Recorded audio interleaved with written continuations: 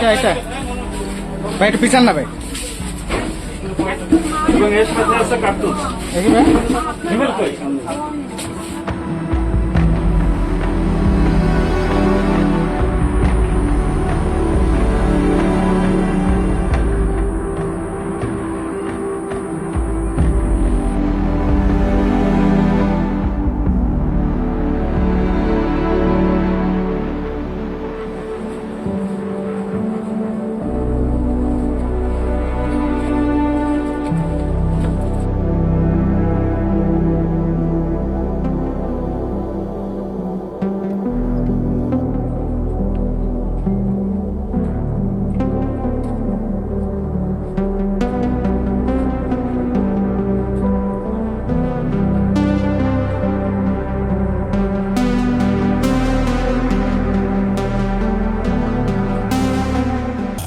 বাংলাদেশের শক্তিশালী থার্মিক steel bar famous steel limited. ওর বিরুদ্ধে অভিযোগ হচ্ছে ও বিভিন্ন রকম চাঁদাবাজি, তারপরে দখলদারিত্ব এবং হুমকি ধামকি প্রদান বিভিন্ন জায়গায়, এগুলোর সাথে সে লিপ্ত আছে।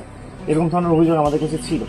তো এরপরও আমরা যেটা জানতে পারলাম এলাকার স্থানীয় মানুষদের কাছে, যে ওকে যে আজকে ধরা হয়েছে সেই ধরাতে নাকি স্থানীয় মানুষজন অনেক স্বস্তি প্রকাশ করছে। তার বিরুদ্ধে অনেকগুলো অভিযোগ আমাদের কাছে ছিল, প্রায় 13-14টা বিভিন্ন সময় লিখিত অভিযোগ আমরা পেয়েছিলাম, যে সে নানা রকম নাশকতামূলক কার্যক্রম, জমি দখল থেকে শুরু এরকম অনেক ধরনের কার্যক্রম সে করে আসছে। তো সেই প্রেক্ষিতে তার বাসায় আমরা একবার অভিযান করেছিলাম, আমরা যৌথ বাহিনী। তো অভিযান করার পরে আলটিমেটলি তার বাসায় ওরকম কোনো কিছু আমাদের চোখে পড়ে না, কিছু মাদক দ্রব্য ছিল হালকা পাতলা।